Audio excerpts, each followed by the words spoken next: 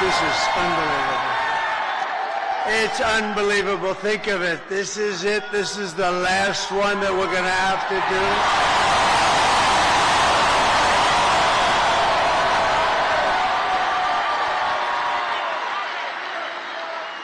And doing 4 of these in one day is a little difficult, but not really, because the love in every one of them has been incredible, just like this. So it makes it a lot easier.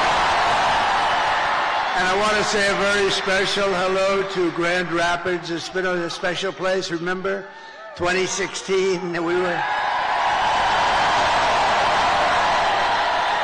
given a 3% chance. You remember we came to Grand Rapids, I said, how the hell are we going to lose? It was just like this. And I said, how are we going to lose? We're not going to lose. And it was a 3% chance, and then we won a little place called Florida, and it went to about a 7% chance, and then it went to an 11%. And then it went to 17%, you remember? And went that way, and then it went to about a 62% chance. And they had somebody in there going totally crazy. The woman, she became a fan. She was going crazy. Not on our side, on the other side, she was going crazy. But we're in very good shape. I have to tell you, we're way up in terms of the vote. You know, the Republicans are never up there.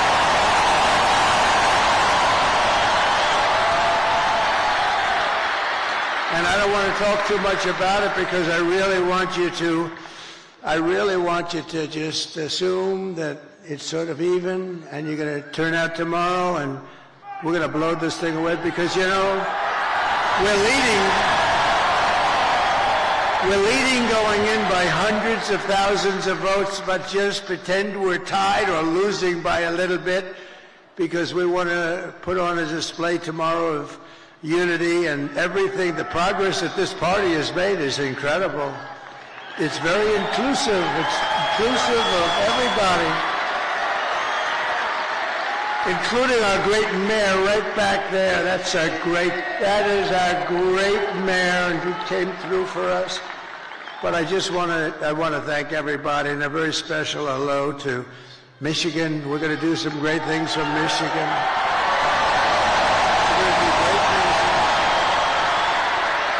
We're going to bring the car business blazing back. You're not going to remember what was like. We're going to make Detroit. We're going to make Detroit greater than it ever was. Yet I've been hearing about Detroit for a long time. They've been talking about that miracle in Detroit. Well, I mean, look, we got to be honest. It hasn't happened, but it's going to happen now. It's going to happen, and at levels that you never dreamt possible.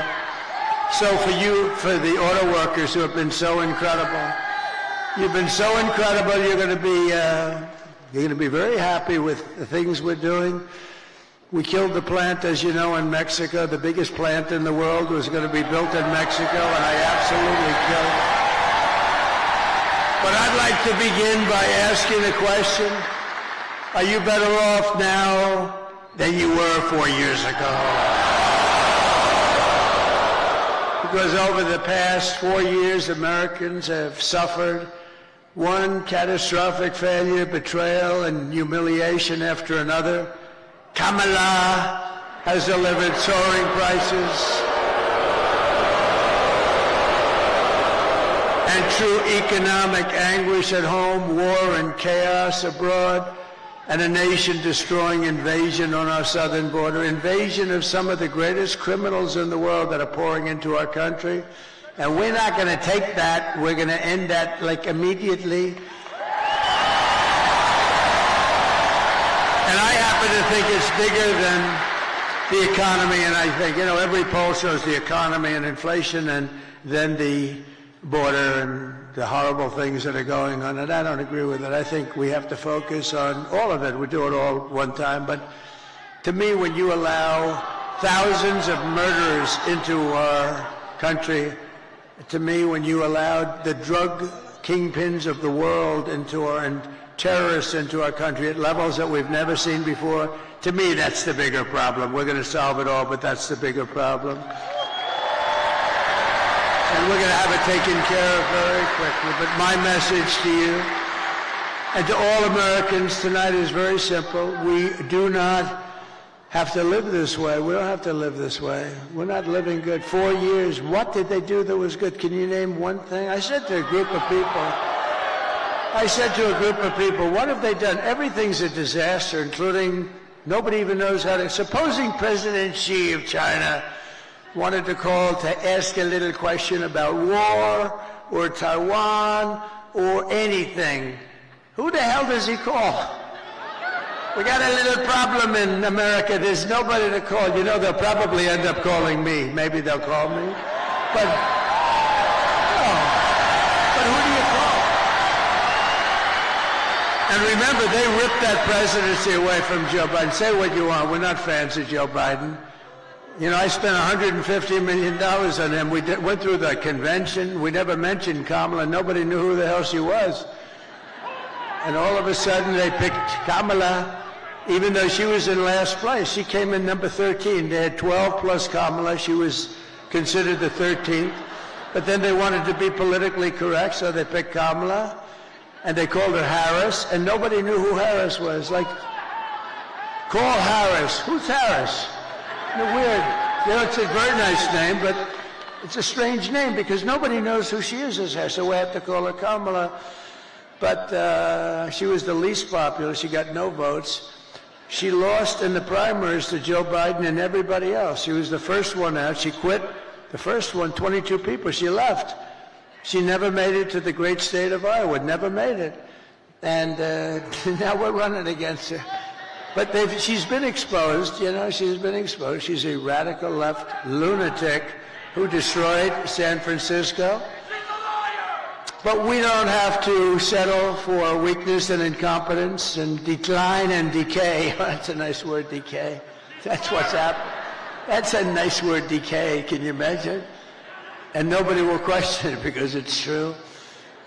With your vote tomorrow, we can fix every single problem our country faces and lead America indeed to new heights of glory. But indeed, think of that statement, how beautiful that is. New heights of glory, that's what's going to happen. When we win the election and we're really, well, look, the ball's in our hand. All we have to do is get out the vote tomorrow. You get out the vote, they can't do anything about it, we win.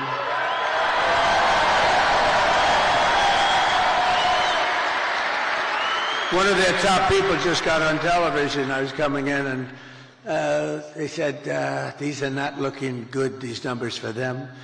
This is very troubling. At least he was honest. No, all we have to do, if we get out our people, it's over. There's nothing they can do about it. It's nice when you have that, right? You know?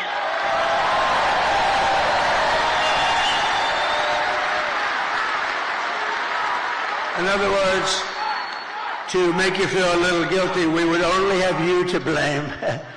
But we put ourselves in an unusual position. Never happened where we're leading by hundreds of thousands of votes in the early stage vote.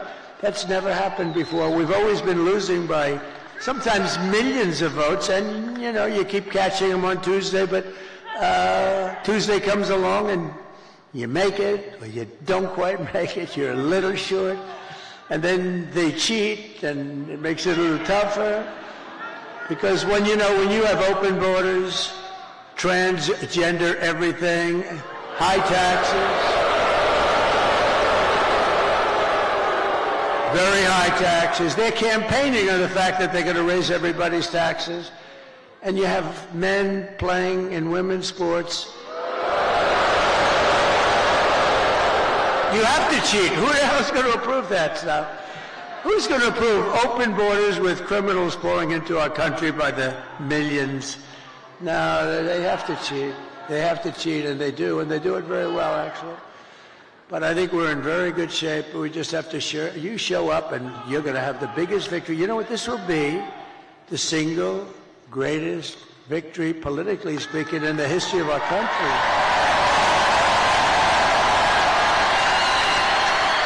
And when we win the election, only one day from now, do you know how that sounds? I started off saying, and when we win the election 4 years from now, that was terrible. That was so depressing, when we win the election 4 years from now. Then I said 3 years and 2 years and 1 year. Then I said 6 months, and I said, ooh, that's starting to get a little close.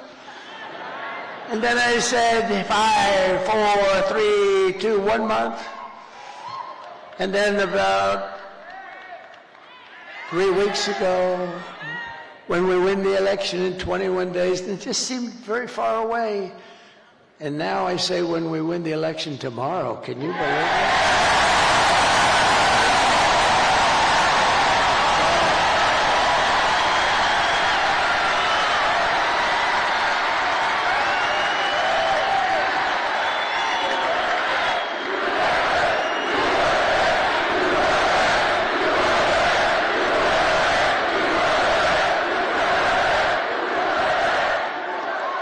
And what we've done, and this is a sad occasion in certain ways, because I think we did like 930 rallies from the very beginning. That's a lot of rallies, and you know, and remember, if you make one slip up, and you know, I'm a person, as you probably noticed, I have this beautiful speech, I haven't really even gotten to it yet. One of these moments, I'll start giving you some beautiful things to listen to, and honestly, some terrible things to listen to. Terrible. What's happened, what they've done to our country is horrible. Horrible. And by the way, don't you like a president that doesn't need to use a teleprompter? Isn't there something refreshing?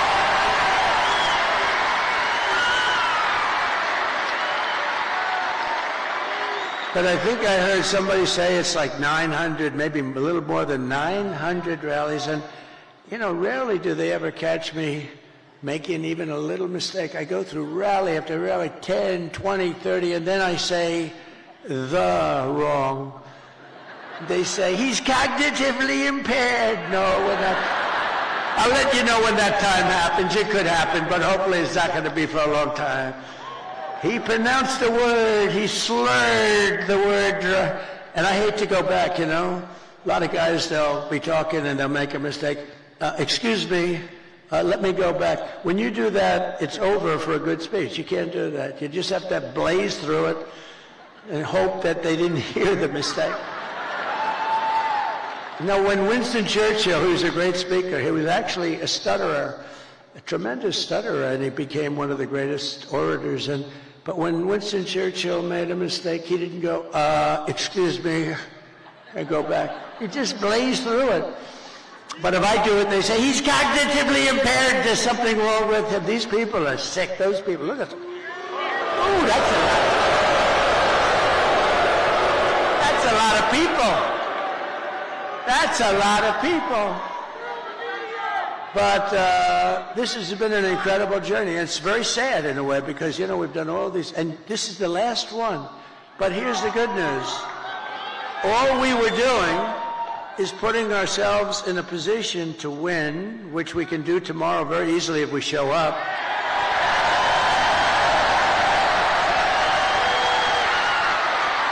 Just so you know, if we show up, they can't win. They can't. They mathematically can't win, because they're so far behind. If you don't show up, I guess, but here's the one thing I will say, show up anyway, but they have no enthusiasm. She had a rally today. She couldn't have had more than 100 people there. And I had all 4 stadiums were full, but she had a rally, and she was screaming, we're going to win, we're going to win, and they wouldn't follow her. They wouldn't say it. Did you see that clip? I'd like to put it up. The problem is I don't put up too many clips. I have the most beautiful clips. The problem is the press won't follow them. I had a friend a couple of weeks ago. We made these gorgeous clips, and actually gorgeous in one way, but horrible in another, showing the death of children and all the damage that they've caused with the open border. And all they have to do is take those cameras, look at all those cameras, and all they have to do is move them like an inch over and an inch up. I have oftentimes, well, not too many. I have oftentimes screens right behind me. All they have to do is just move it up 2 inches like this. And they don't do it because they're fake news. They don't want to show what's on the screen. It's so shame. So I'm having a modestly good hair day. Look at that. Look. Modestly good. Not the best. I'm not thrilled, but it is what it is.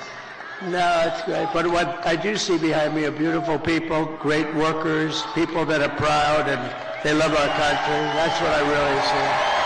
Nice, beautiful. So it puts us, assuming we can win tomorrow, which I think we should be able to do pretty easily. It's in our hands, right? It's in our hands.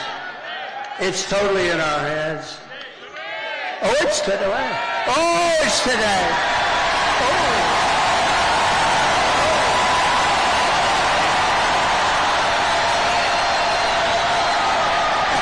Thank you. That's today. Wow. Can you imagine a crowd like this at like 1 o'clock or some ridiculous time in the morning? On a Monday / Tuesday, right? Think of that. What a compliment. And it is true, she had nobody at these rallies. That's, you know, that's a poll. Look, Mr. Wall, look at Mr. Wall over there, this guy. It was always my ambition to buy a suit like that and wear it one time. Well, I came in a sanitation uniform last week, and that worked out pretty good.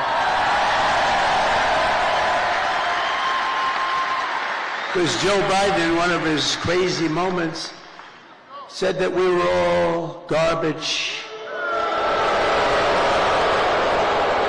But they shut him down. They took the election away. They walked in and they said, you're not running anymore. You're out. Can you believe? They stole the election from a president. They stole the, can you imagine that? They said, you're not, you know, they use the word coup. I think it's worse than a coup in a sense, because a coup, there's a little back and forth. They said, Joe, you're out. That crazy, horrible human being, Nancy Pelosi, who cheats like hell. She sold, you know what she said last night? She said, and there's another guy, the guy, how do you explain that guy? They say, well, we'll get ready to start impeaching him. Now, how bad are people like that? They're just trouble for our country. They're bad, sick people.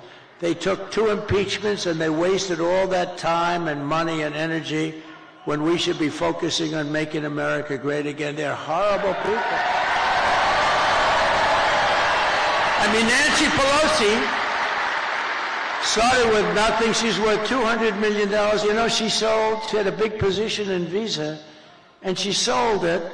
And the day after she sold it, the Justice Department announced that they were under this massive investigation. You're a stock guy, right? They're under a massive investigation. So I don't know what happened, but I don't imagine the stock went up. History would tell you the stock went down. Did it go down a lot? It went down a lot. So they have this big position. She sells her stock. Hours after she sells her stock, they announce that Visa's under massive investigation. The stock goes tumbling down. She's a crooked person. She's a bad person. Evil. She's an evil, sick, crazy, bad. Oh, no. It starts with a B, but I won't say it. I want to say it.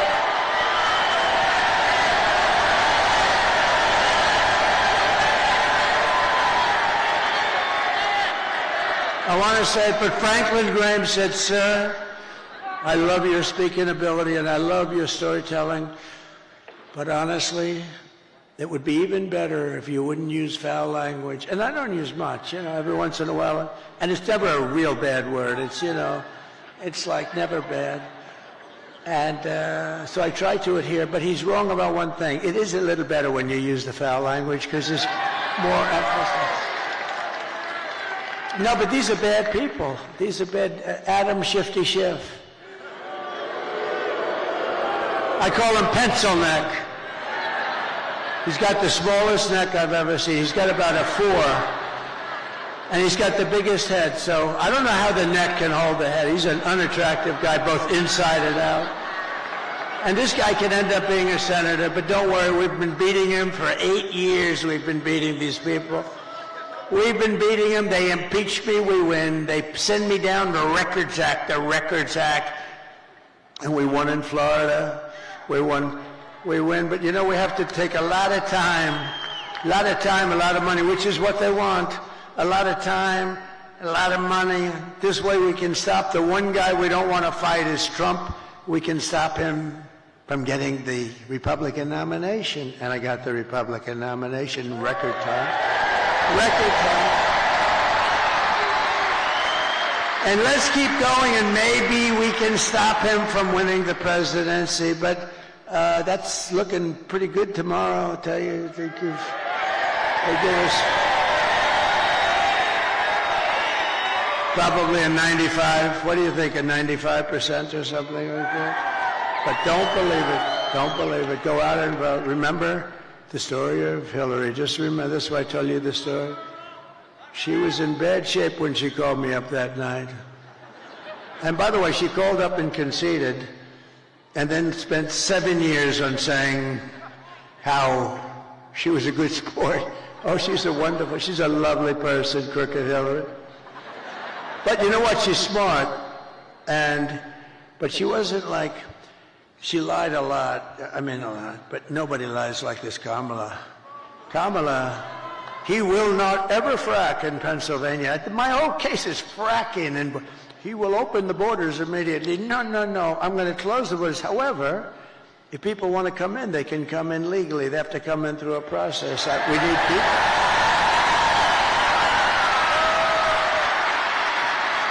But Kamala is, this is known, she's a very low IQ person, and we don't need a low IQ individual. We've had that for 4 years, and our country's going down the drain. We're going to turn our country around. I will end inflation very quickly. You know how we're going to end it? By drilling and drilling and drill. Energy is going to bring everything down. Energy is going to bring it down, and I will stop the invasion of criminals coming across our border. I will strengthen our military. I will restore peace in the world, and I will rescue the American dream. We're going to have the American dream back soon. Together, we will begin the 4 greatest years in the history of our country, and we will launch the most extraordinary economic boom the world has ever seen. If you vote for Lion Kamala, you will have 4 more years of misery, failure, and disaster our country may never recover from. I don't believe that our country can take any more of this without just gone.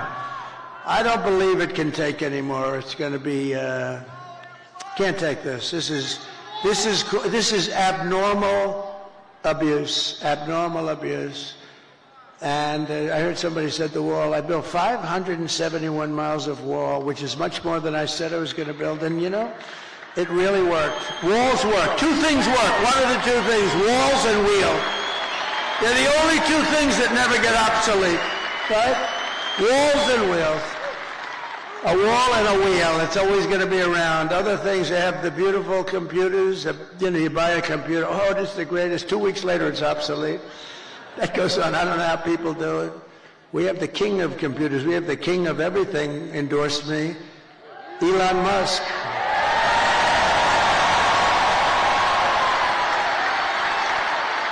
And he brought that rocket ship down 2 weeks ago. I never said 22 stories. It's like monster.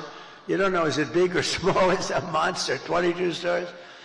And you know that story. I've told it a couple of times. I love the story because I really, the best part is I'm talking to one of the most important guys in the world, and I say, wait a minute, could I just watch something? I see something on I have the television muted, right? I'm looking at this crazy rocket, and I saw it leaving a little while before, and it was all beautiful white. Now it's absolutely burned to a crisp.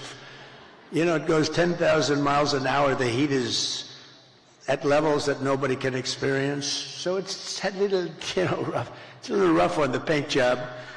And it's coming in, and I'm watching and I'm holding this very important person, one of the most important people. But you know, when you were the president, and now it's very possible, like maybe 95%, that you're going to be the president again, they hold. No, they hold. So I say, do you mind holding for a minute? I have to see this. And I put the phone down. That guy was holding like for an hour and a half. He never got off the phone. I wish he would have hung up. I would have felt better. Because I picked up the phone later. I said, oh, wow. Hello? Hello? He goes, hello. Anyway, but it was so exciting. So I'm watching it. And this monstrous thing is going down, right? And it's coming down. It's, first of all, doing all sorts of flips up in the air. I would not want to be on that sucker. I don't care how good Elon is. I said, Elon, you wouldn't get me in that ship under any circumstances. But it's coming down, it's a little rough, and now all of a sudden it starts to slow down as it gets to the ground.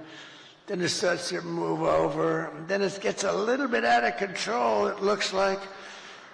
A little out of, and the left part of the bottom is going to just rip that big gantry. That's this, you know, whatever the hell it is that holds it. And it's coming in. Oh, and I didn't know it was Elon's. I just assumed, you know, he loves this stuff. He's in a class. But it's coming in and it's going to rip the gantry. I say, oh, this is bad. This is going to be bad. I close my eyes. All of a sudden, wow, you have this massive flame coming out of the left-hand side of the bottom. It was this big jet engine. It pushes it away, and it's coming down, and then it settles into a plate, and then those arms grab it like you grab your baby, just like you grab your little baby. And it hugged it and just put it down, and there it was. There it was.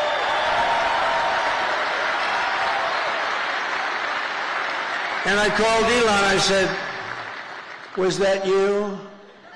He said, yes.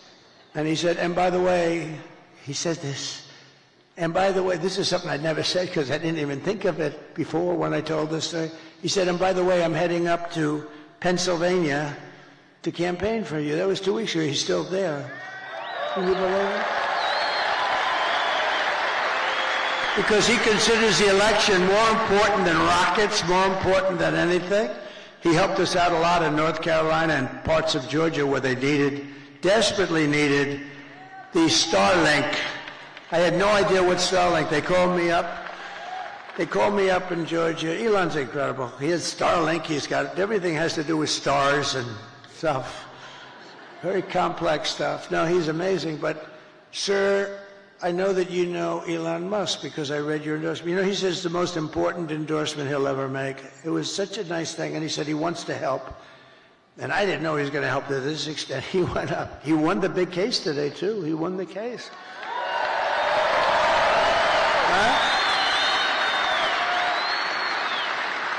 Because I don't know, he did something that I don't know what he was doing, but he did something with lotteries, and you know, he's in a different.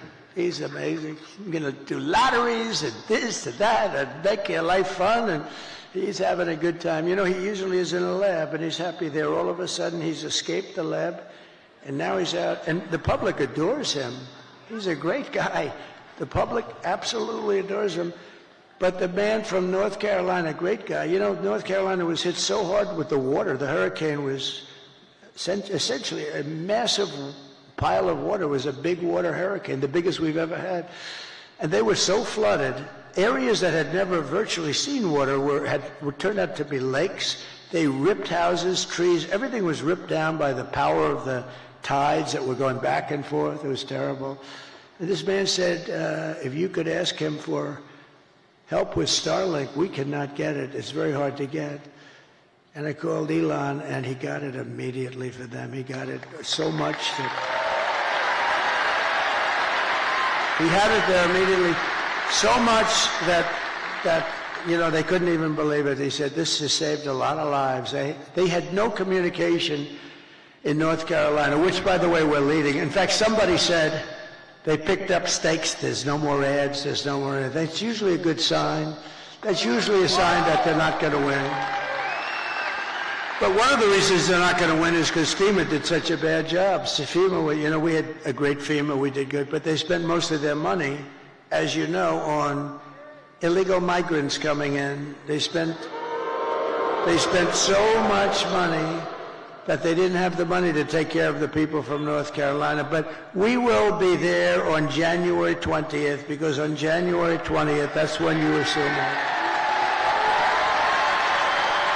But they pulled up stakes.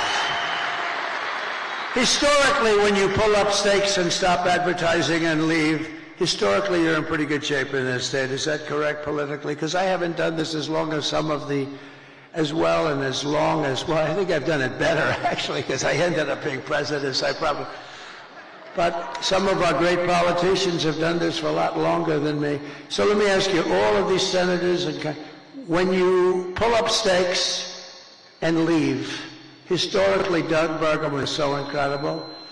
He really is, isn't he? Is he a class act? His wife is much better. She blows him away, right? Catherine is much better.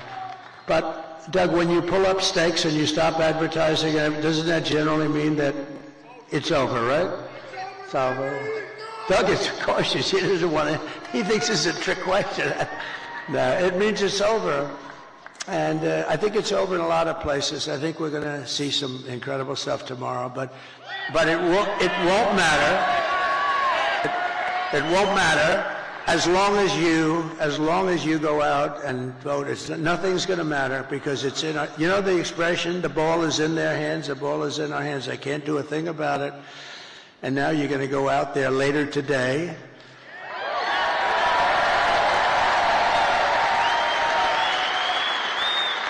And you're going to show us something, and vote for me, and I will deliver rising wages, soaring incomes, and a colossal surge of jobs. We're going to use things. What's the most beautiful word in the dictionary? We're going to create wealth, opportunity for Americans of every race, religion, color, and creed. But I have to tell you one quick story, because I'm so proud. They're going to build this great big plant. They're building it. They're going to build it. China's going to build a plant, and it's going to destroy Michigan, destroy it, destroy Detroit. Everyone's going to move out. And I heard about it through a friend of mine that builds plants. That's what he does. He builds plants. He builds them better than anybody. John, let's just call him John. And he was sitting there, and I was at the Economic Club of Detroit a couple of weeks ago.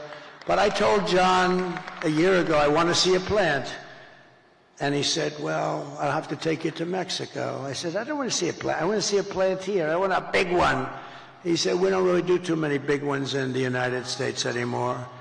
I said, what is that all about, Mexico? He said, well, China's building some of the biggest plants anywhere in the world. They're building them in Mexico. And I said, well, I'm not happy about that. I don't want to see the damn plant in Mexico. It wouldn't look right if I'm in Mexico looking at plants. Do we agree, sir? It wouldn't look right. And so he said, all right, look, I said, forget it. Then I thought about it, and I was making the speech in Detroit, and I said, a couple of weeks before, I said, if they want to build a plant in Mexico owned by China so that they can save all of the costs associated with bringing their cars and all of the things, I'm going to put 100% tariff on every single car coming out of that plant. And if that's not enough, I'll make it 200, 300, 500, 800. I don't give a damn what it is. And they're not going to have one car made in that plant that ever crosses that border, which is right next to them. Anyway, so I see John in the audience, and I gave them that notice a little before, and it was public. And I see him, and I send my people. I say, after I speak, make sure he comes to the back. I want to see him backstage. So I see John. I say, John, how's that big monster plant that's going to rip apart our country, but it's going to hurt South Carolina, Tennessee, and all the other places that do a lot of cars. It's going to hurt everybody. It's going to hurt the country. How is that plant doing? He said, sir, they've given it up because they think you're going to win, and they think you're going to tariff them, and they think they're going to lose their share. And sir, they've given up that plant. It's not going to be built anymore. So I saved Michigan, and I saved Detroit, And we're going to let them build that plant. But you know where we want them to build it? Right here we want them to build it. And then they won't have any tariffs to pay.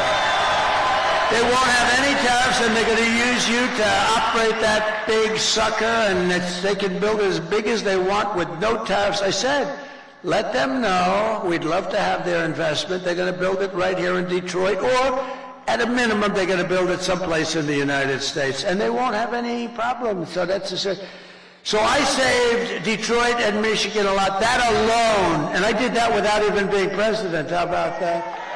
They said he's going to win.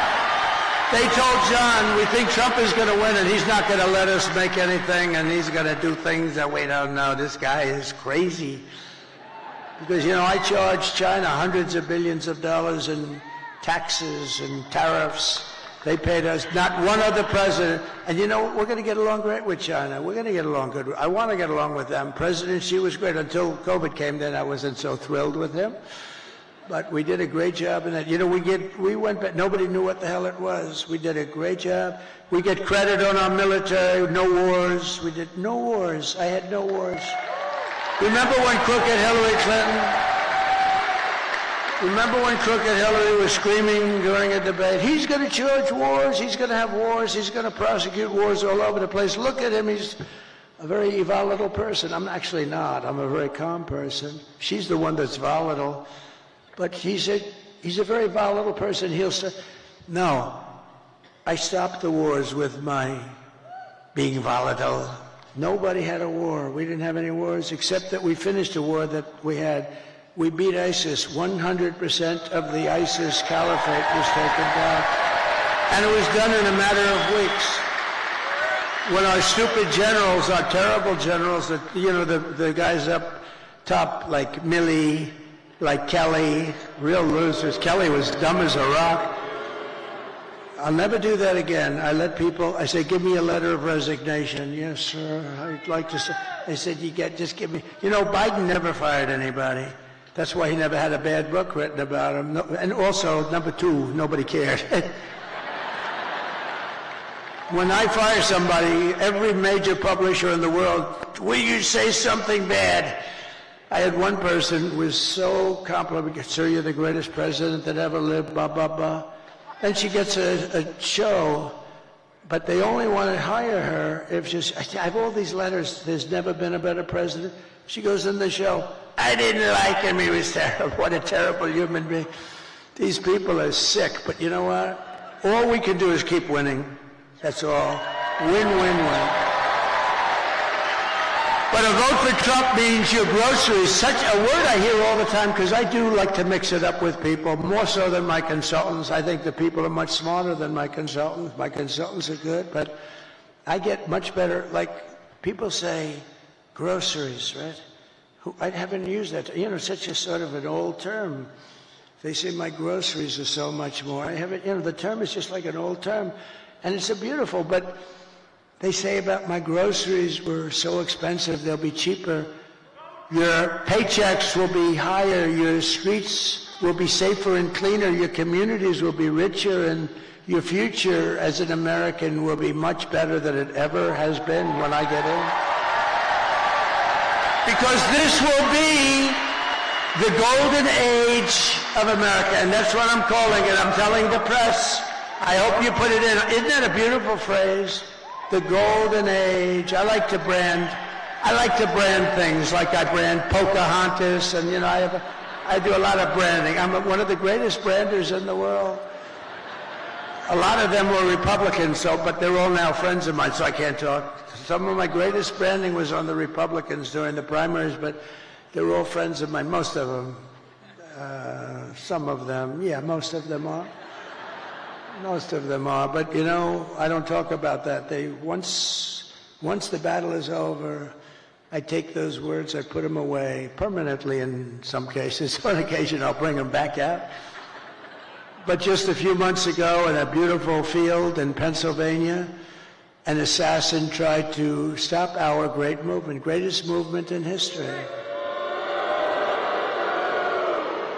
But that brush with death did not stop us by any means. It only made us more determined to finish the job that we had only just started.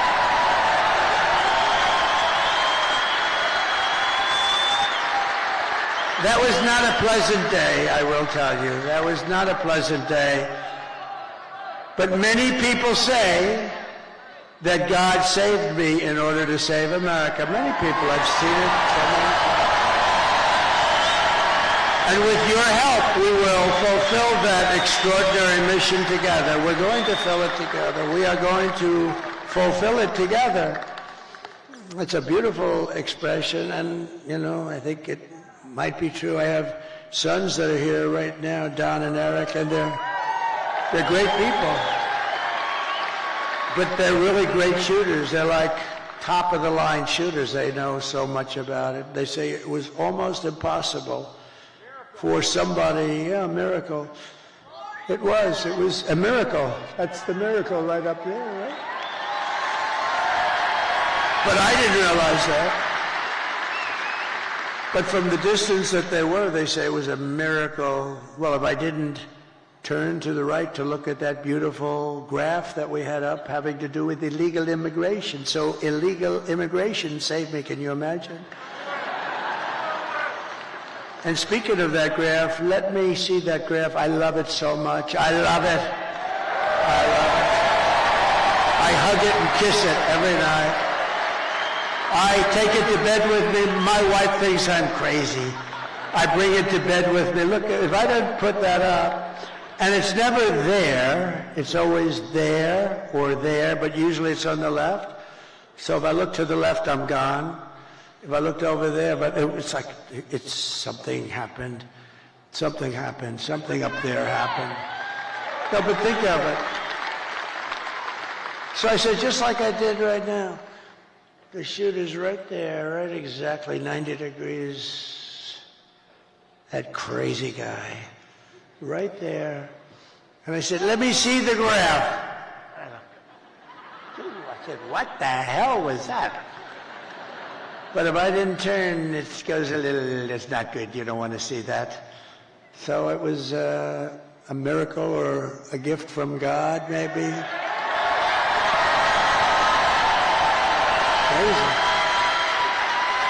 And when Don and Eric, who were really great shooters, they heard that, and then they heard the gun, they know exactly the gun, the AR-15. It's supposed to be very accurate and all that stuff. And this guy wasn't, you know, he was at the range all the time shooting. He was supposed to be a good shooter. They said a bad shooter would hit it almost every time, a bad shooter. Don said it's the equivalent of sinking a 1-foot putt. That he put it in golf terms. I said, that's not good. Because for those that don't play golf, it's almost impossible to miss a 1-foot putt. And so it's amazing. So they were shaken up. They couldn't believe it. They actually said God did that because they didn't believe that they could. Now, it wasn't a miss. I mean, it wasn't. You ripped the hell out of it, but I consider that a miss. It ripped it up pretty good, and it was a very bloody mess. And the doctor, who was great in Butler, he said, sir, I want you to go with me to buy a lottery ticket because I've seen this. I've been doing this for 35 years, sir, and I've never seen anything like it. I've never seen anyone come out of it with that gun from that range. I said, he said, I want to buy a lottery ticket with you tonight. And I said, well, doctor, you know, let's not do that. Let's see if we can get this sucker stop bleeding. But he told me the ear is the bloodiest part. You get hit in the ear, something to do with cartilage. It's so they thought I was hit all over. I said I wasn't hit all over because I was down, and I wasn't hit all over. I said I was hit in the ear. Now get me up, get me up. They said, sir, and they're touching all over this place because it was so bloody. They said, sir, you've been hitting other. I said, I'm telling you. You know, it's funny when I was. The word's surreal, right? When I got to the White House, I was standing right outside and then inside the Lincoln bedroom, the bedroom of Abraham Lincoln, his wife, his son, Tad, who died actually, as a very young boy, very young. It was a very rough time for them. They were suffering tremendous melancholia. You know, they called it, they were melancholy. Melancholia, they called it, not depression. It's the same thing, but in those days they call it melancholia. But I was in the Lincoln bedroom, so famous, all the furniture just the way it is. And he was very tall. He was 6'6". That's like the equivalent of a Baron Trump today. You know? Who's a lot taller than 6'6". He's a good-looking guy, but he is tall. And but he was 6'6". In those days, very unusual, but he was tall. And then you put his hat on, which was another foot, right? So he was a pretty tall guy. But the bed was very long. You could see it was elongated.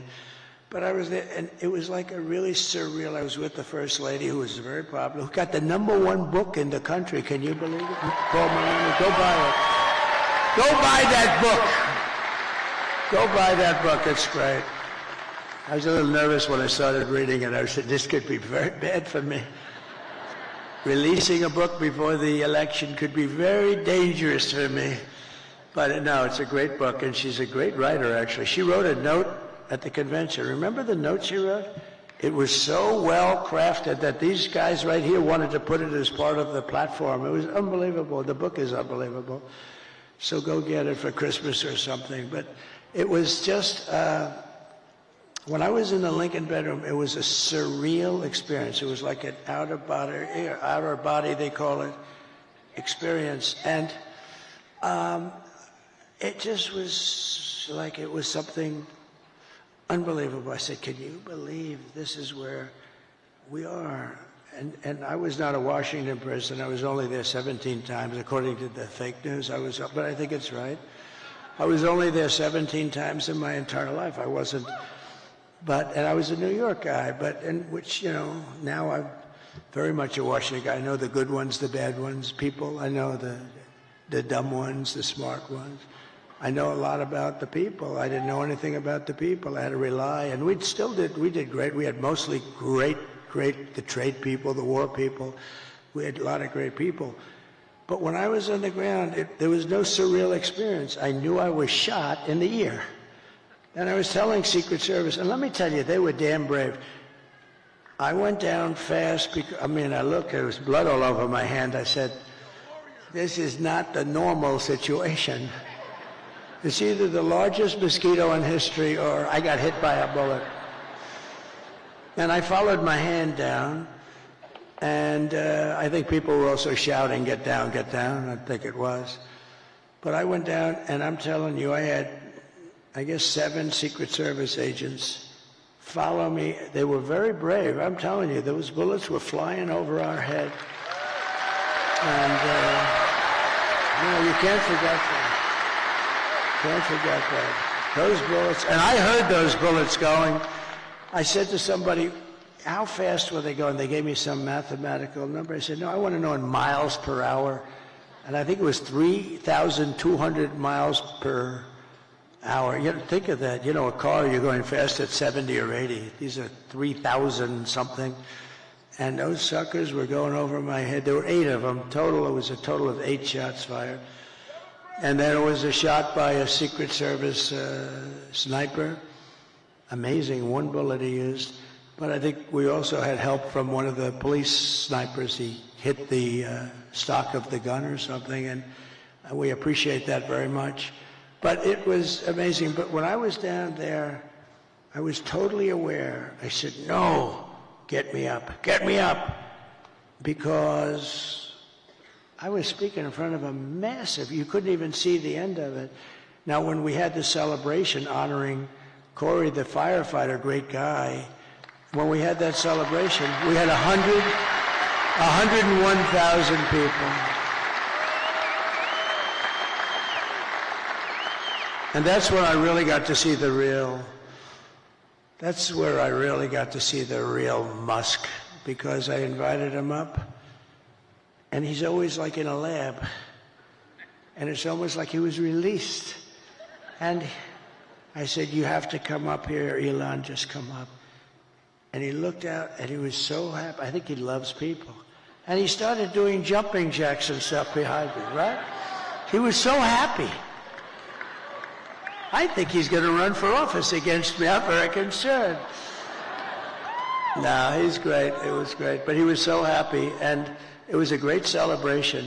But when I was down, there was no feeling like I had in the White House. I mean, I totally was aware of everything. But had I not made that turn, I wouldn't be with you tonight, and that would have been bad. And I hope that's right. I hope that's right. I hope that God did put me here to really save this country. Because this country's in big, big trouble. This country's in big trouble. I hope so. To every person and every citizen across this land, I am asking for the honor of your vote. I don't want your money. Most people want your money. I don't want any money. All I want you to do is go out today. Sounds a little strange. Go out today. Meaning go out in a few hours, okay? This guy's complicated because it sounds so much better when you say tomorrow, when it's night, but that's okay. I want to be exactly accurate for them. But go out today and vote. And I guess 7 o'clock or whatever time it is, doesn't matter. And we're going to have the greatest victory in the history of our country. And as your president, I will fight for you every single day with every breath in my body. Together we will save this country, this great country that we love. We will defeat the corrupt system in Washington. Because I'm not running against Kamala. I'm running against an evil Democrat system. These are evil people. I wasn't running against Biden either. He was stuck in a basement. I didn't even run against him. I mean, no, we're running against a very evil system, and we have to defeat that system. And America's future will be an absolutely incredible one. As we stand on the brink of rescuing our country, I want to take a moment to thank the millions of hardworking men and women who are the heart and soul of this, the greatest movement of all time.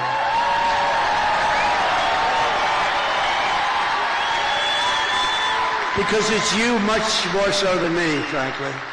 You're incredible people. You built this country, and you're going to save this country, but you're incredible people. You're really incredible people. And as I said in the very beginning, this isn't my campaign. This is your campaign. This is a great campaign that's now it's 9 years, and we've been fighting side by side every step of the way. We've been together.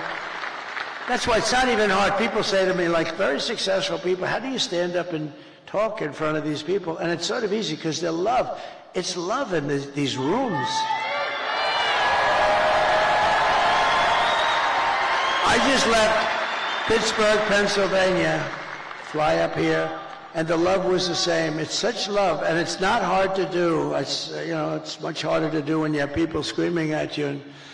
But there's love in this room. I think there's love in the whole country. I think it's a much bigger movement than we even understand. I think we're going to end up getting numbers that are far greater than we would expect. But you've given your time, your money, and your whole heart for this cause, and your support means more than anything you can even understand. It's amazing. I love you all. You're very special. This is my last rally. Can you believe it? The rallies, these big, beautiful rallies, there's never been anything like it, and there never will be anything like it. And it just happened. It caught on, and I think it caught on because our country's in trouble, and I happened to be a messenger that was able to tell you what you knew, because most people understand it. Most people with common sense, we're the party of common sense, they understand it. But this is all you need to know. I mean, Joe and Kamala broke it, and I will fix it. I'll fix it fast.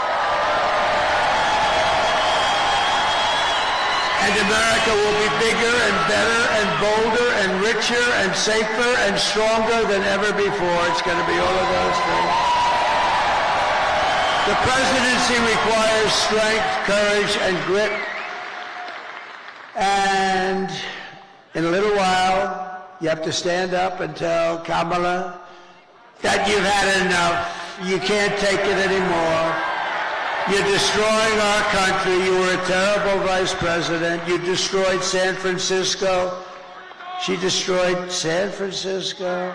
And she worked, when she was Attorney General of California, she worked along with a lot of her friends out there, like Gavin Newsom, the governor, one of the worst governors in history, and destroyed the state. I mean, more people moved out than moved in last year, first time ever. That's never happened before. You're going to say, Kamala, you're horrible at your job. You don't know what you're doing. You're a low IQ individual. We want smart people. We want cunning people. We're dealing with the smartest people in the world. We don't want you negotiating nuclear deals because you don't know what the word nuclear means. Kamala, you're fired. Get the hell out of here.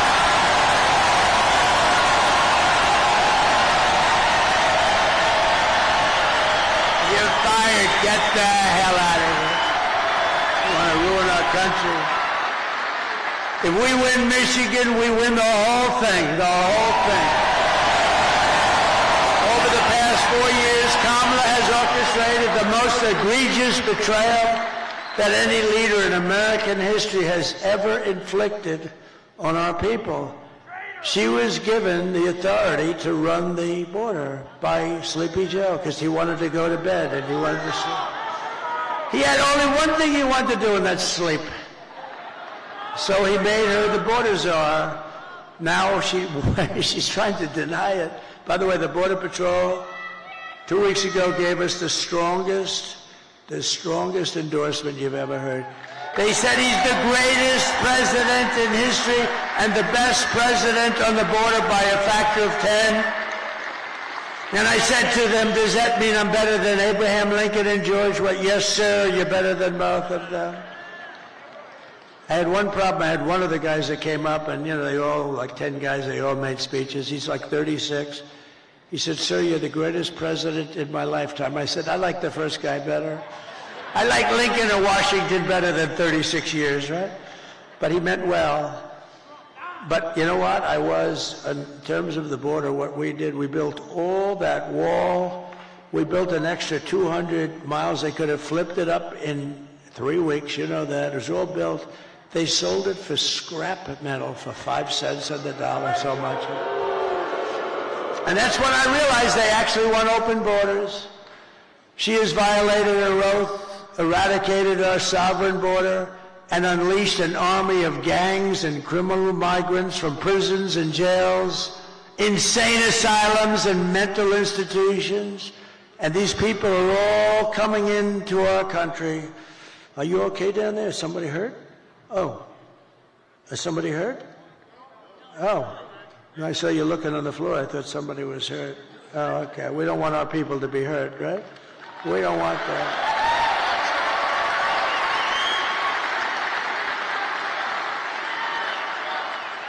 But all around the world, they come from Venezuela, they come from the Congo in Africa, not just from South America. They come from all over the world, and they're stealing countless American lives. They're killing a lot of our people, a lot, far more than anybody thought even possible.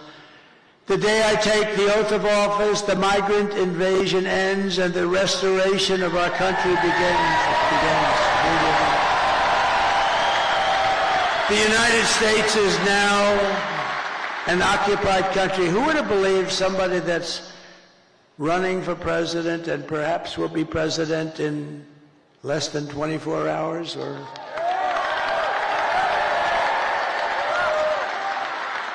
Or maybe it will take these machines that we pay so much for 2 weeks.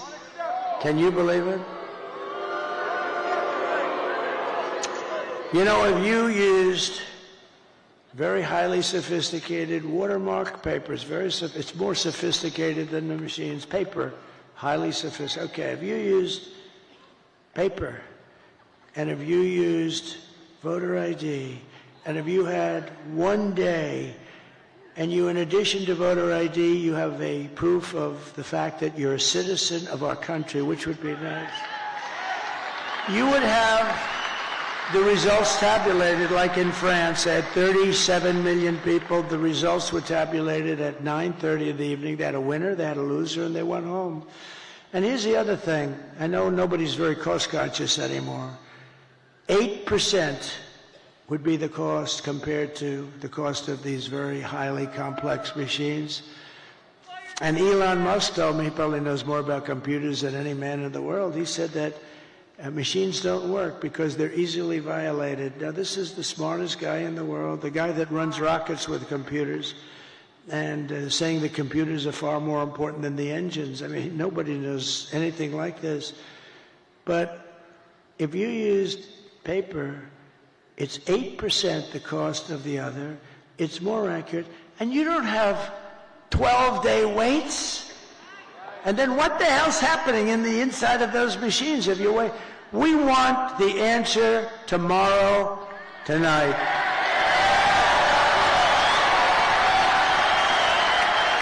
We want the answer tonight.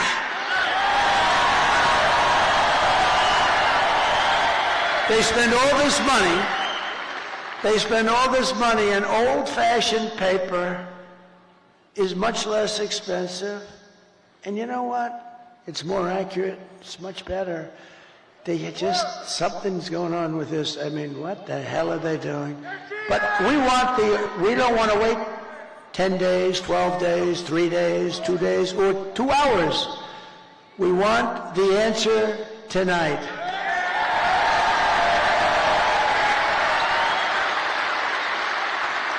So we live in an occupied country, and I will tell you, we will be an occupied country no longer. This will take very, these young guys, these have military type equipment, highest grade, highest level, supreme military equipment. Where the hell did they get this stuff? They've taken over large parts of Colorado. They've taken over parts of numerous states, and a lot of people don't want to talk about it because they think it's going to destroy their city or town.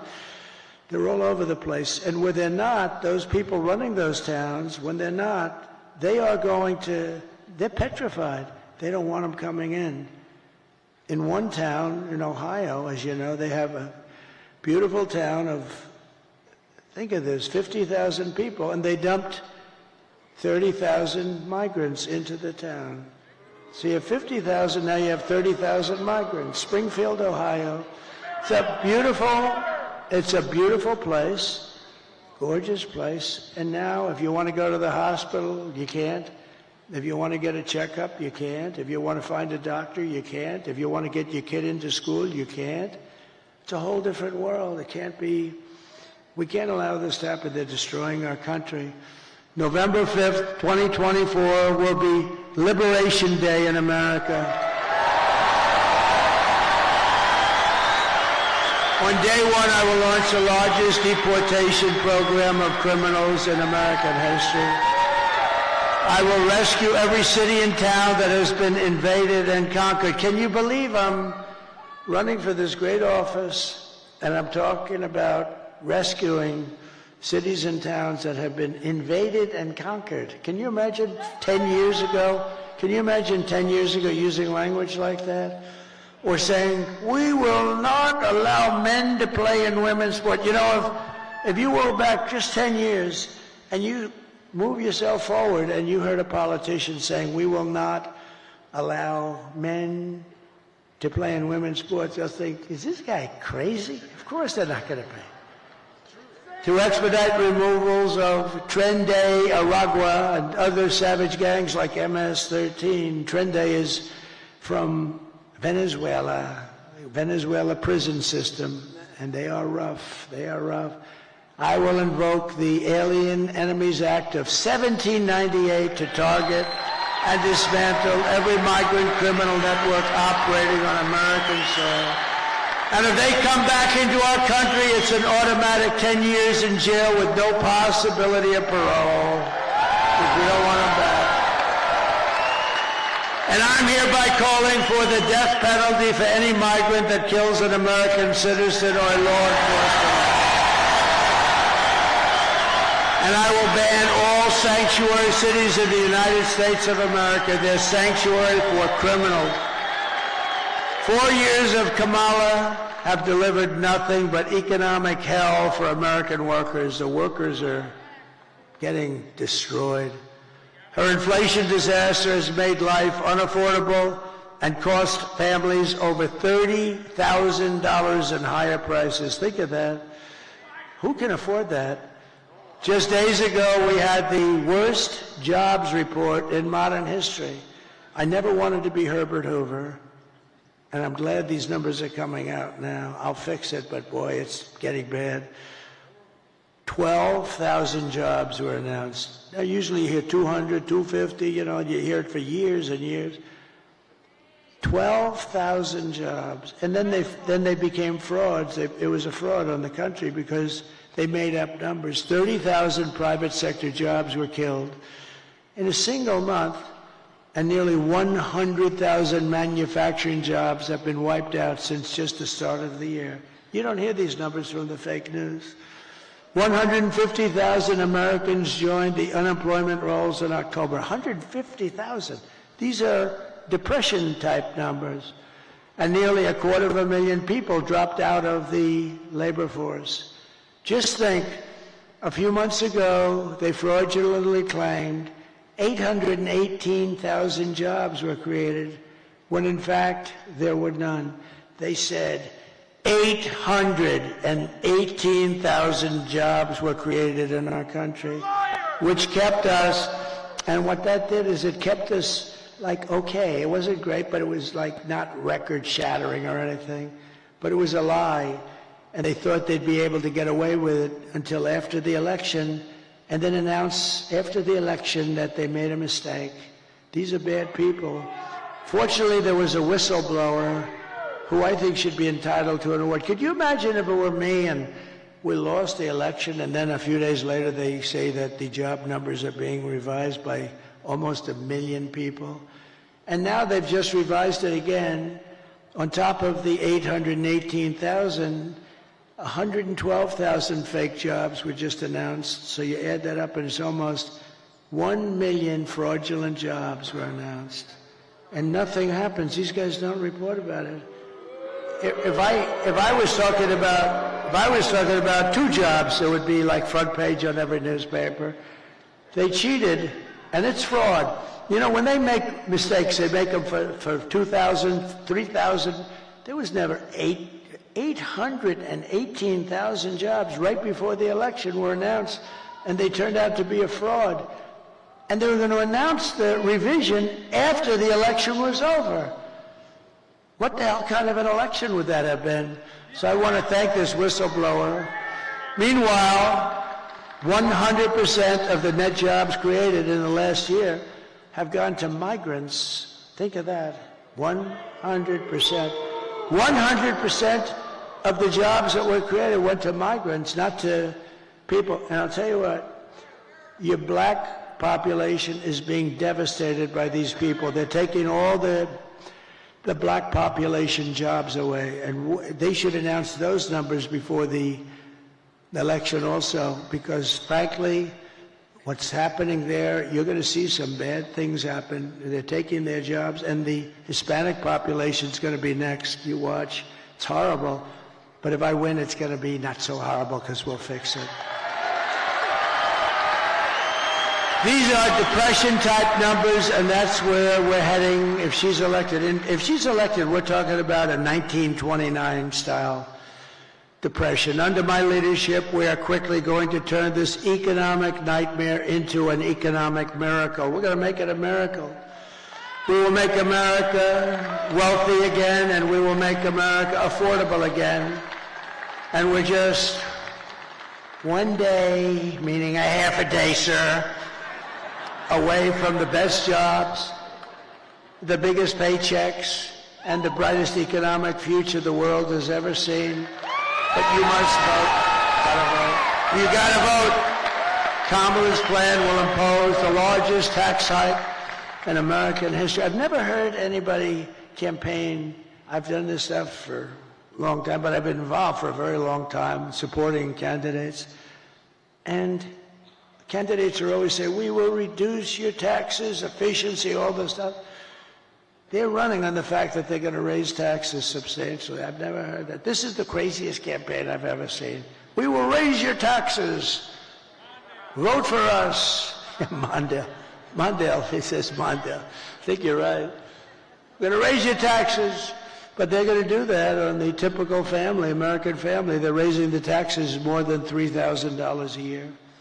My plan will massively cut taxes for workers and small businesses, that we will have no tax on tips, no tax on overtime, and no tax for our great seniors on Social Security benefits.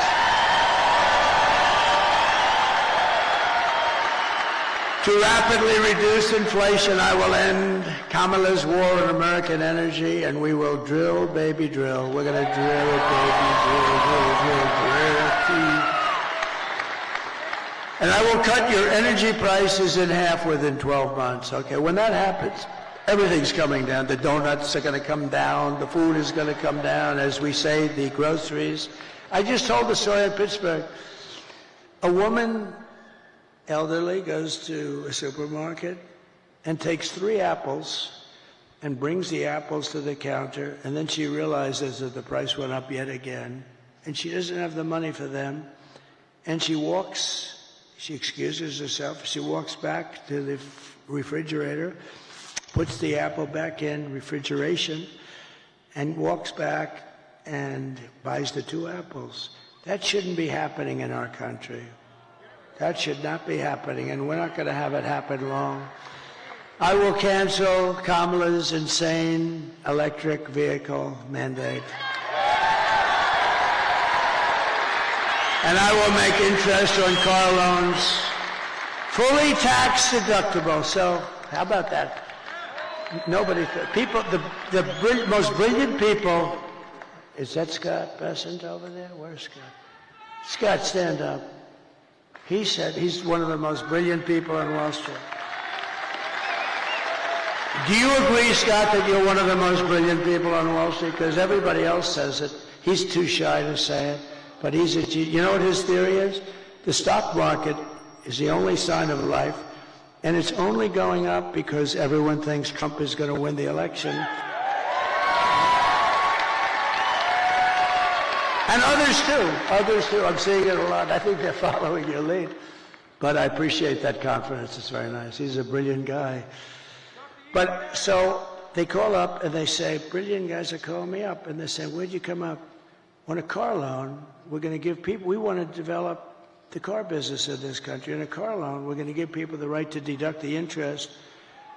But only if the car is made in the USA. What the hell do I care if a car is going to be made in? If a car is going to be made in Japan or China or someplace else, what the hell? I don't care if they buy it. I want them to buy cars. So think of that, what that's going to do for Michigan. So if a car is made in Michigan, you get a big deduction. That's going to be somebody. So I started just with the deduction. Then I thought to myself, why should I give them a deduction to buy a car that's made in China or Japan or South Korea? Well, I don't, look, I mean, they're wonderful people. Everyone's wonderful, but I want them to be built here. So then I came in with that little extra tip, and it says, but you only get the deduction if the car is made in America. Isn't that like cool? And hopefully right here in Detroit and Michigan would be great. We're thrilled to be joined by your next Senator, Mike Rogers. Mike, thank you very much. Thank you. You're doing great. This guy is doing great. He is amazing. I think I'll tell you, it's hard to beat some of these people because they lie. I heard she's another one. She's going around saying she's very close to Trump. She agrees with Donald Trump on the tariffs and the wall and this, but she never agreed until about 2 weeks ago when she was losing, right?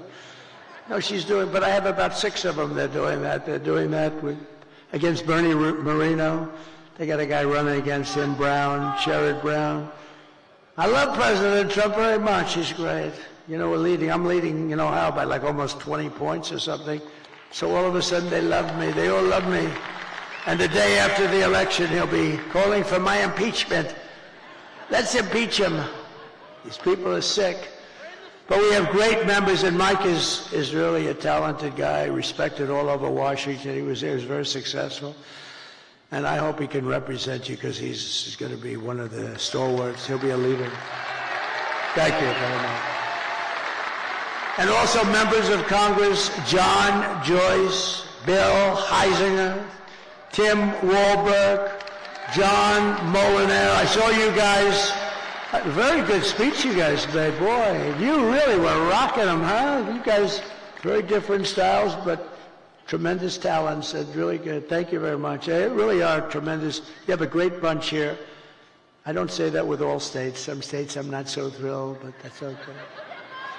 And governors, Sarah Huckabee Sanders. Where's Sarah? She's so great.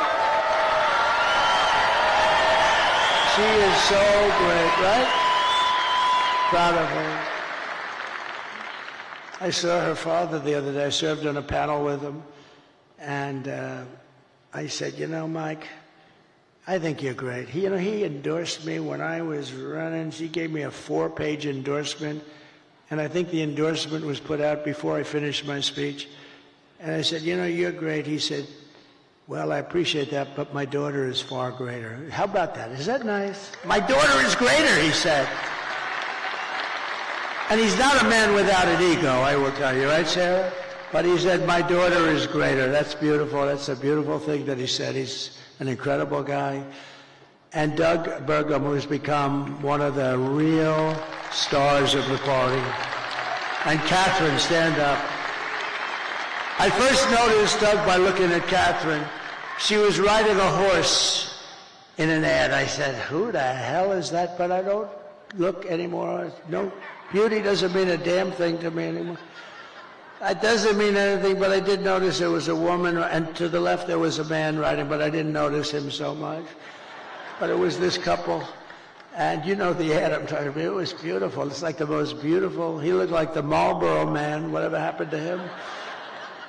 But what a combination. And he's become one of the most successful governors. What he's done with the fracking and with the oil and gas and everything has become something special. He's done a great job. Thank you both very much for being here. Appreciate it. And former Congresswoman and Democrat candidate for president who did very well. I watched her for a long time. She's a woman of incredible intelligence, but maybe more than anything else, unbelievable common sense and very, very special. She just joined the Republican Party, by the way. She was an independent for years. Tulsi Gabbard. Tulsi, thank you.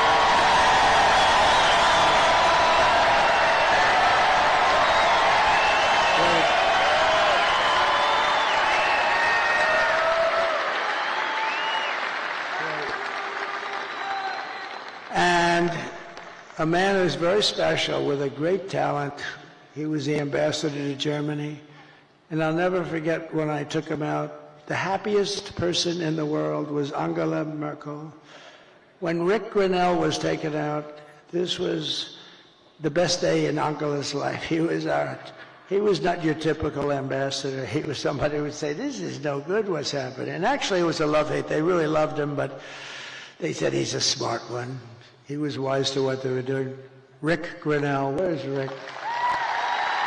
Thank you. Thank you, Rick. And a woman who ran a very good race. It was a hard race because, you know, she believes in things and she believes in them very strongly. And I say you always have to stick with your beliefs. It's very tough. I told her it's very tough. But she's a hell of a woman. She had a father who I knew. He was a steelman. He was in the steel business. He was thankful when I put the tariffs on because we saved the steel industry. And he was a real pro. He passed away, but he was a great guy. But he'd be very proud of his daughter. His daughter's an incredible woman. Tudor Dixon. Thank you, Tudor. Thank you. We miss your father, right? What a great guy he was. And then we have a woman who drives extremely fast. She can drive a car and, you know, just very successful, won races, but she's very successful. It takes tremendous courage and strength and everything else. It takes everything. I think driving those cars at 220 and 240 miles an hour, boy, you got to be brave. probably have to be a little bit crazy, Danica Patrick, right? You have to be a little crazy, right? But it's Danica. Such an honor to have you involved, Danica. Such an honor.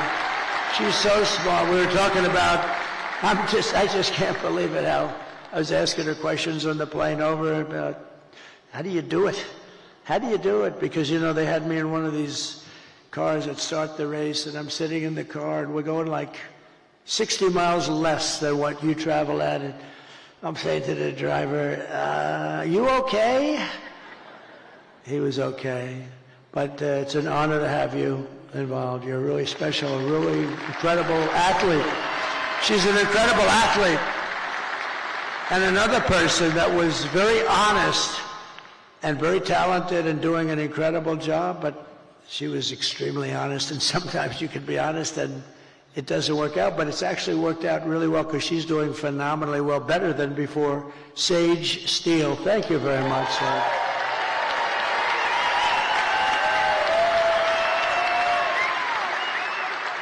And Michigan Republican Party Chairman Pete Hoekstra. Now, I told Pete, I've known Pete for a long time. He was very, very successful at everything he did, and he was an ambassador. He was one of the best. And I said, Pete, you got to come in and run the party. You got to do it for me. And it was not that easy. He has a lot of options, and he came in, and I mean, I think we're going to have a great result later. But Pete came in and ran the party, and I'll tell you, it is so organized, it's so professional. I think we're going to win. I mean, I think we're going to win in Michigan. Seems to be. We can't let them forget that I stopped that big Chinese plant in Mexico, Pete. Put that on top. But no, that was the thing. Nobody else would do that. I did it without being president. They just said, but they know it's not going to be easy for them. They won't. They're going to. Let's put it this way, if they build it, they're going to lose their ass, okay? So I want to thank you, Pete. You've done incredible. And a man who I fell in love with, actually, he's an auto worker and a union guy, but he saw what was happening. He saw look, I mean, you take a look at this area and go back 50, 60 years, it's been just a downward trend. It looks like, you ever see a chart? It's like, right, Brian? It's like just a downward, like a sliding ramp. Brian Pannebecker from the Auto Workers for Trump. Brian, come up here for a second. Come here. Come here. I got to see. I love this guy. I always wanted arms like him. He's got that biggest, meanest arms. They look like what grabs that rocket. He could grab the rocket. Tell them a little bit about what you see going on, and I tell you, he's just an incredible guy. Thank you, Brian. Thank you, Mr. President. It's an honor to be here at your very last campaign rally. I gotta give a shout out to Scott Hagerstrom right out here. He brought me to Novi when you were holding a rally there in September of 2016. You were a candidate before you were president, and I got backstage and got to meet you, and I told you the little song about Macomb County, home of the Reagan Democrats. I said, Mr. Trump, if you come to Macomb County and ask for the Reagan Democrats' support, which is basically the UAW members, and I got a few of them here with me tonight. I said, if you come to Macomb County and ask for the Reagan Democrats' support and you get it, you might win Macomb County big enough to carry the whole state of Michigan. I said, Mr. Trump, if you win Michigan, we both know what that means. You win the White House. And that's exactly what happened. So we're going to do it again this year. The UAW represented auto workers are going to vote 65% or more for Donald Trump for president, and we're going to carry Michigan again. Thank you, brother. I love you. We all love you. Thank you. Thank you, Brian. Great guy. Great guy. And you're a great guy. I appreciate that support. I appreciate that support. Thank you very much. It's terrific. You gave us a beauty there, didn't you, huh? He's a worker. Michigan Senate Republican leader, Eric Nesbitt. Eric, thank you very much. Great job. You're doing beautifully. and Michigan House Republican leader Matt Hall. Tremendous guy. The great Steve Witkoff, great businessman, the most generous person I know. He gives a lot of money. Every time there's a hurricane, he wants to give money, and he's just great. And Howard Lutnick, he's working along with my children and Linda McMahon, who's fantastic, and they're working on transition. But I said, don't worry about transition. Let's win this thing first. Okay, we'll work on transition. But he's one of the most respected people on Wall Street. Rebuilt his firm after it was taken out of the World Trade Center by that horror show act. Long ago now, but it's still very emblazoned in all of our minds. But so Howard, thank you very much. Howard Lutnick, thank you very much. And my great children, should I have them come up real fast? Okay. Don, Eric, Tiffany, Laura, Michael, come on up here.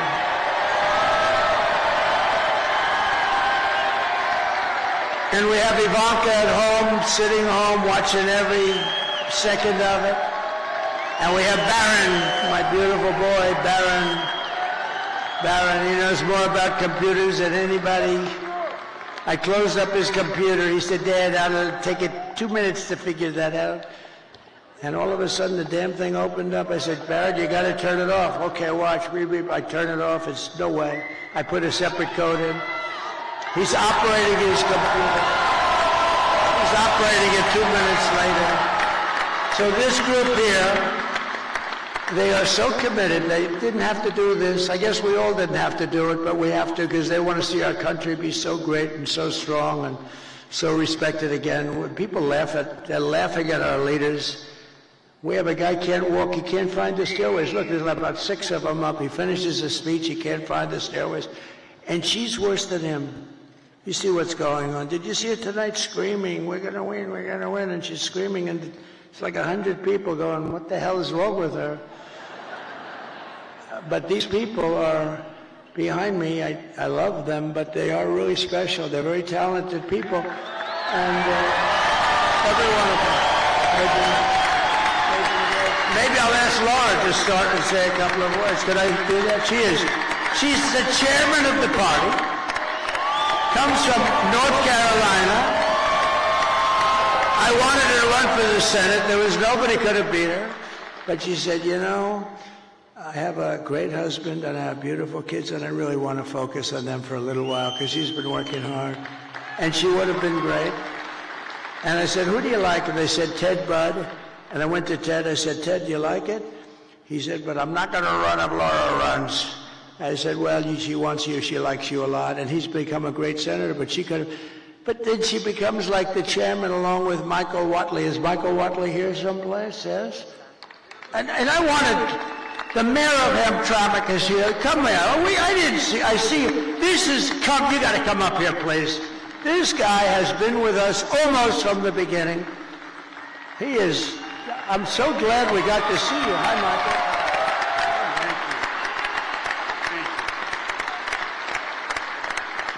Come here. He has been an unbelievable unifier. This is one of the greatest men in your state, and I want to just thank you. Come here, say a couple of words.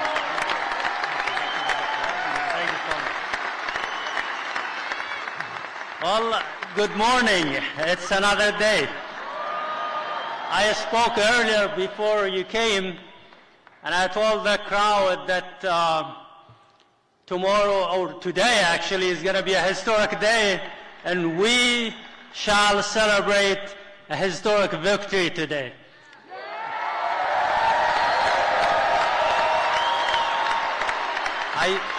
I'm very proud that I endorsed President Trump, and I broke the wall of fear among the Arab American and Muslim Americans, and I destroyed that wall of isolation and the wall of silence and the wall of hesitance among the Arab Americans. And now, today, we had a survey that was posted among the Arab Americans in the Metro Detroit, and it shows that President Trump is leading by 76%.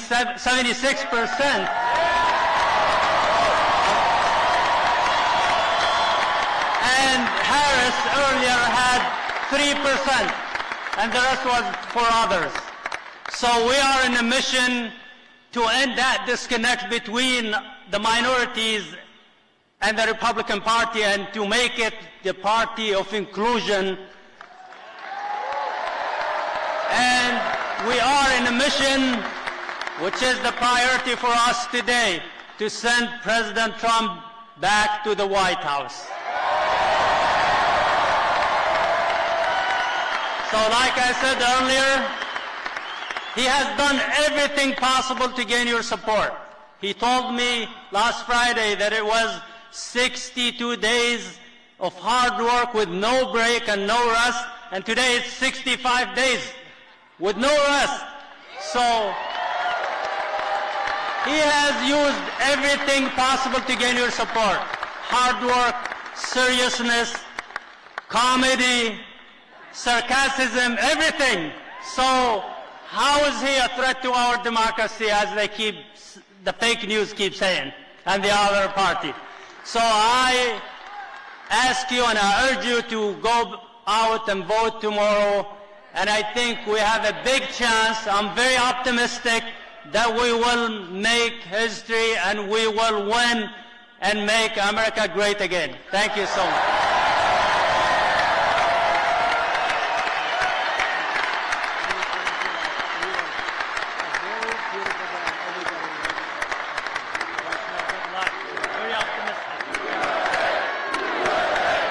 Great guy. He's a great man, and I'll tell you, you have hundreds of thousands of people that follow, and that could be a very big difference. The Democrats are not happy about this. This was supposed to be their vote, and they're not at all happy. But really a great young guy. He's a young guy, and wow, what a leader. So thank you very much. If we win this state, you're going to be very responsible for it, too, and I think we will. And tonight I did a thing a couple of weeks ago with a very smart guy and very special, and a very special talent. He's got the #1 podcast, they say, by like 4 times. Joe Rogan. And a lot of people thought they loved that. It was 3 hours. Oh, it was so terrible because I did it. And I said, Joe, I got a rally of this size waiting for me in a very far away place. I'm going to be very late, like 2.5 hours late. But we kept talking. It went 3 hours and 15 minutes or something. Then when I got up there, it was cold, a little bitter, and everybody waited. Nobody left. And I explained to him, look, Joe is the #1 guy. He kept me late. But I'm doing it because we have to win. And not one person was unhappy. We had a great time. And I said, we're going to devote a lot more time. It was pretty late at night. It was worse than this, okay? I can tell you. But Joe Rogan just announced, and he doesn't do this at all. I don't think he's ever done it. But he just announced that he's giving me his complete and total endorsement.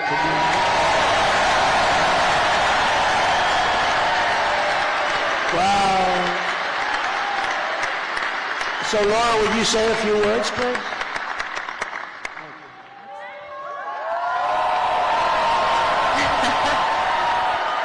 Are we ready to turn Michigan red today? Today is the day that we send a loud and clear message to the mainstream media, to the establishment, to Hollywood, to the swamp, that it is not them. It is we, the people, who get to choose our president. And we're choosing Donald J. Trump. I just want to say thank you. This is a very special night for our family. This has been almost a decade of doing this, and it has been my honor to be a part of this family to be out speaking on behalf of a man who I love, not just because he's my father-in-law, but because he is going to save this country and going to save the world. Thank you, guys. God bless you. Get everybody out to vote. Thank you, Michigan.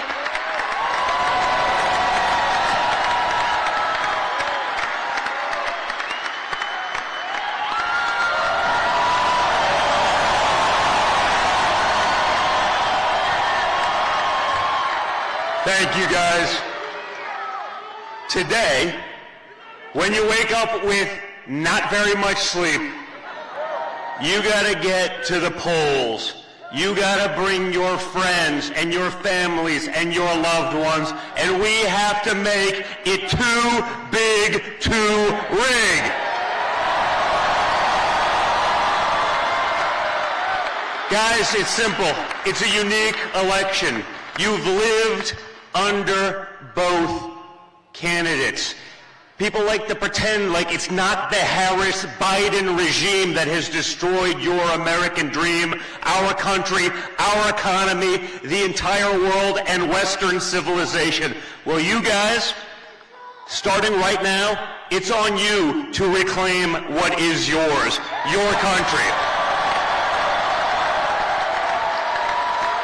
It would be an honor for me, for you guys to show the same amount of resolve that this man showed on July 13th when he took a bullet to the face and came back defiant.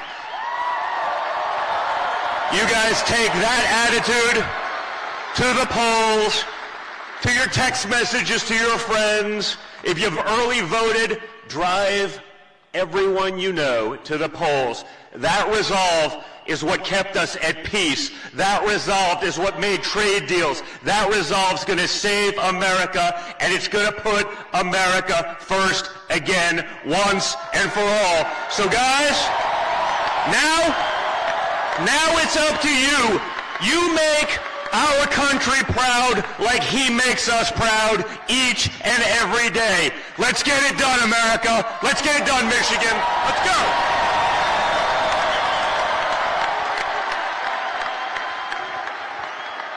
Well, good morning, Michigan.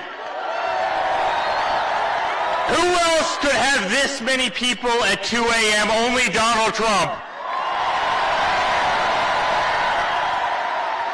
Guys, I've watched the hell that they put him through for the last 10 years. I mean, the fake impeachments, the dossiers, the Russia hoax, going after his Supreme Court justices, censoring him, taking away his First Amendment right, trying to take him off the ballots in various states all across the country, raiding his home. And yet he comes out every single day, and he fights, and he fights, and he fights. And when other candidates have packed it in for the night, you know who's standing on the stage at 2 a.m.? It's Donald Trump.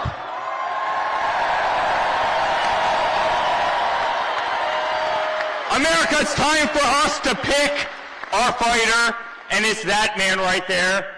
And I can tell you, as a son, as a family, we have never been more proud of a person in our life. I have never been more proud to stand on a stage with somebody in my life. He's the most remarkable man I know, and I promise you I will be on the stage till the end of earth with you because I truly believe in you. And I believe what you're doing for this country and what you're doing for our children, and you are going to save democracy in the United States, and you're going to keep peace in the world, and I love you, and we're proud of you, and let's make America great again. Thank you, Michigan.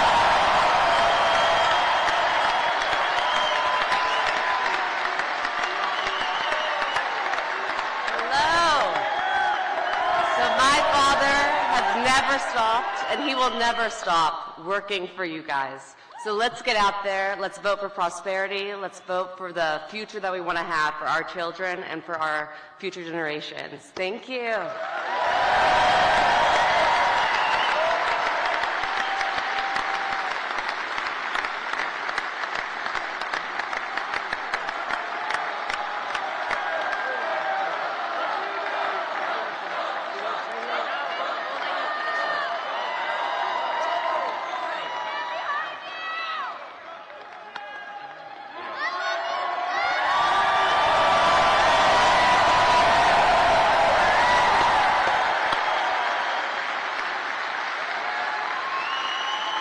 Thank you very much.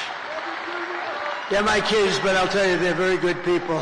They're good people. They're great people that love our country, and they're working. They don't have to do this. They don't have to do this. So in conclusion, with your vote, we are going to fire Kamala, and we're going to save America. We will cut your taxes, end inflation, slash your prices, raise your wages, and bring thousands of factories back to America and back to Michigan. And a lot of it will be using my favorite word, tariff.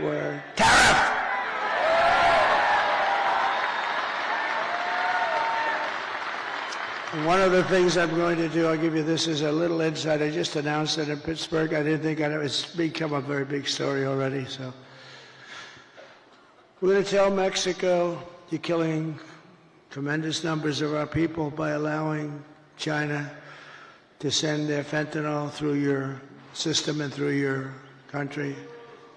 And we're going to give them a little period of time. But we don't want drugs coming across our border or any border. And whether it's Mexico or Canada or wherever, because they're starting now in Canada, they're starting to go up north. But whether it's Mexico or Canada, we're going to explain to them quickly that if you allow fentanyl and these drugs to come through your country, we're going to charge you large-scale tariffs on everything you send into the United States.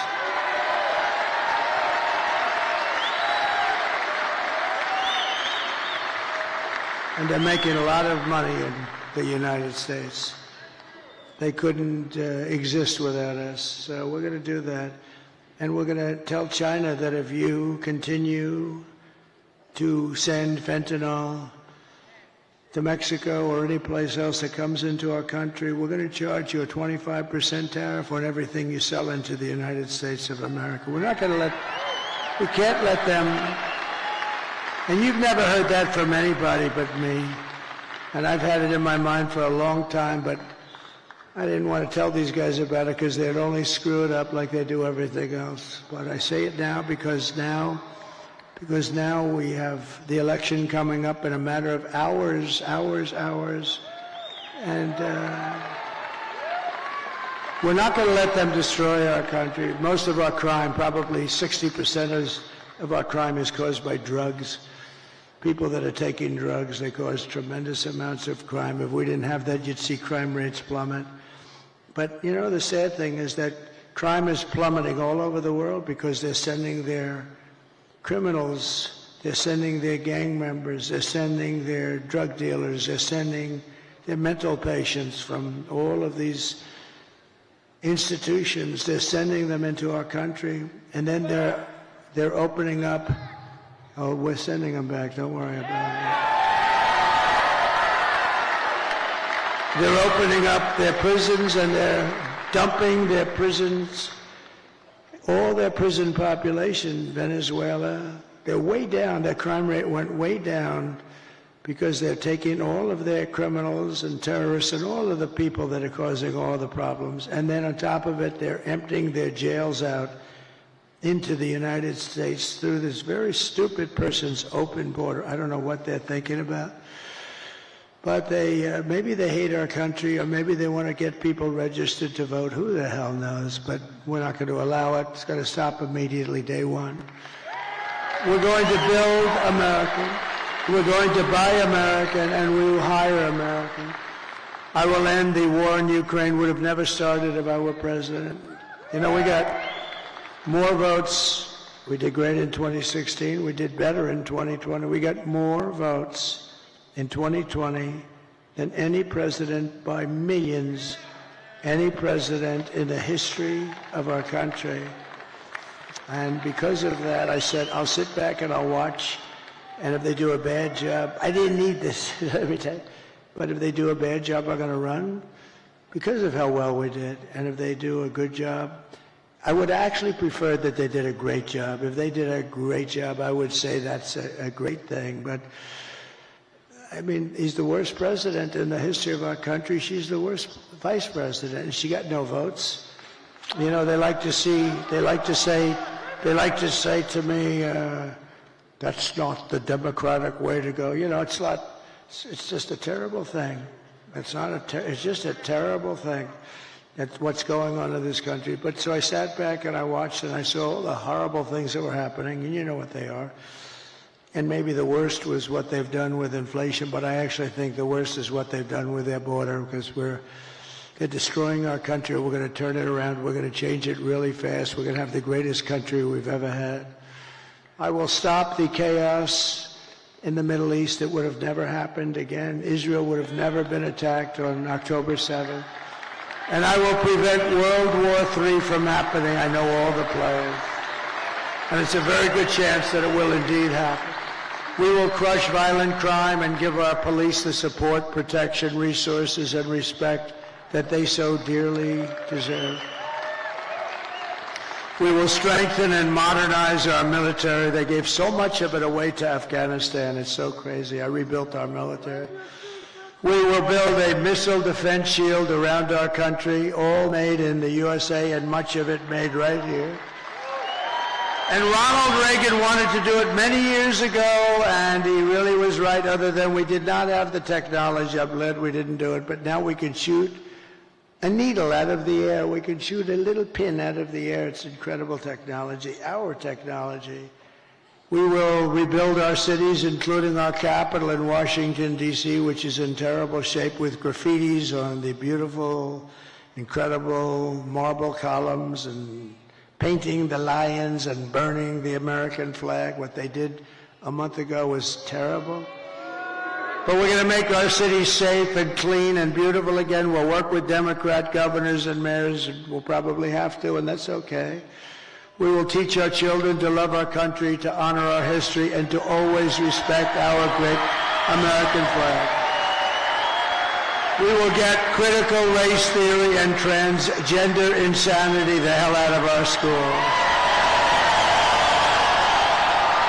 And we will keep men out of women's sports. I will defend religious liberty, I will restore free speech, and I will defend the right to keep and bear arms, our Second Amendment. And after years of building up foreign nations, defending foreign borders, and protecting foreign lands, we will finally be going to build up our borders, build up our country, and build up and protect our citizens. It's time. It's called America First. We're going to put America first. We put America last. They put America last. We put America first. And it doesn't mean we're into isolation. We're not. We're going to help the world, but we have to straighten ourselves out or we won't be able to help anything. And we will stop illegal immigration once and for all. We will not be invaded. We will not be occupied. We will not be overrun. We will not be conquered. We will be a free and proud nation once again, and that will take place rapidly. Everyone will prosper. Every family will thrive. And every day will be filled with the opportunity and hope, and maybe above all, the American dream will be back. It's going to come back. We're bringing it back for your children. And we're bringing it back for yourselves. But for that to happen, we must defeat Kamala Harris and stop the radical left agenda with a landslide victory that is too big to rig, too big. The silent majority is back, and tomorrow you need to get out and vote. We have a silent majority, but we're just sort of speaking up. This has shown that the level of enthusiasm is 5 times greater than their level. They have no level of enthusiasm. They don't believe in her. They know she shouldn't even be running. They are, as they say, a threat to democracy. What they've done is a threat to democracy. They stole the presidency away from a very angry man. I watched him last night. He's a very angry man. I'm convinced that he likes me more than he likes Kamala. I'm convinced. For the past 9 years, we have been fighting against the most sinister and corrupt forces on earth. With your vote in this election, you can show them once and for all that this nation does not belong to them. This nation belongs to you. It was the hard-working patriots like you who built this country. And tomorrow, it is the hard-working patriots, meaning today, like you, who are going to save our country. After all we've been through, and we've been through a lot together. We've gone through these rallies. Almost everybody is here. I have people that have been to more than 300 rallies. They're here tonight. They were at the one this morning, the one tonight. They actually missed 2 of them. I can't even believe it. But these are incredible people and incredible patriots. But we stand on the verge of the 4 greatest years in American history. With your help, we will restore America's promise that we will take back the nation that we love. We love this nation. We are one people, one family, and one glorious nation under God. We will never give in. We will never give up. We will never back down, and we will never, ever surrender. Together, we will fight, fight, fight, and we will win, win, win.